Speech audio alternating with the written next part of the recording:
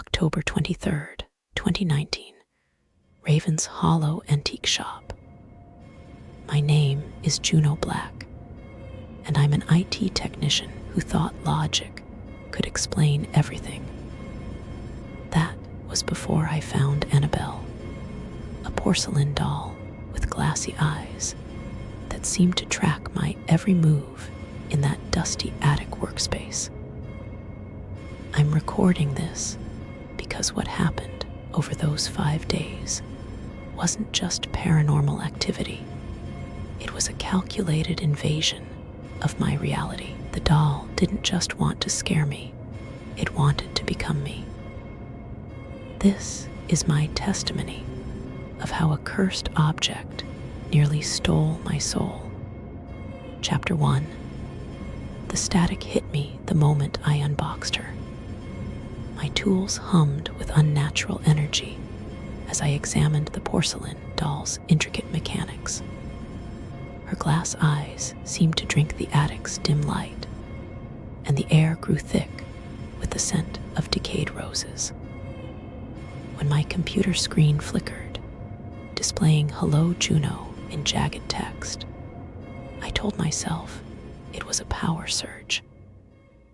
But then her head turned with an audible click, just enough to maintain eye contact. True horror began not with a scream, but with that silent, mechanical acknowledgement. Chapter 2. Day 2 brought whispers, faint electronic distortions through my headphones that sounded like children's laughter.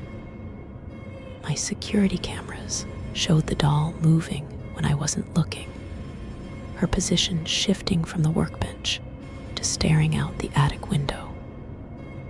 The purple strands of my hair would stand on end whenever I approached her.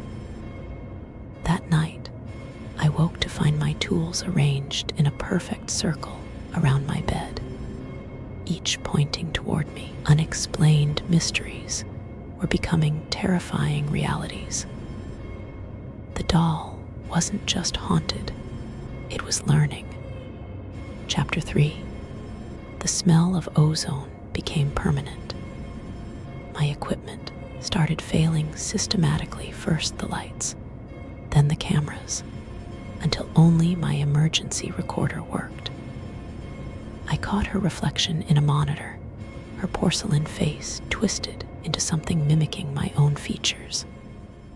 Static voices whispered my childhood fears, secrets I'd never spoken aloud.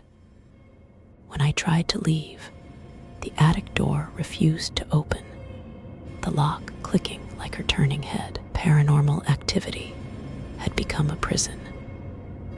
She wasn't just in the room with me, she was in the walls, the wiring, my mind. Chapter 4. Her movements became fluid, unnatural.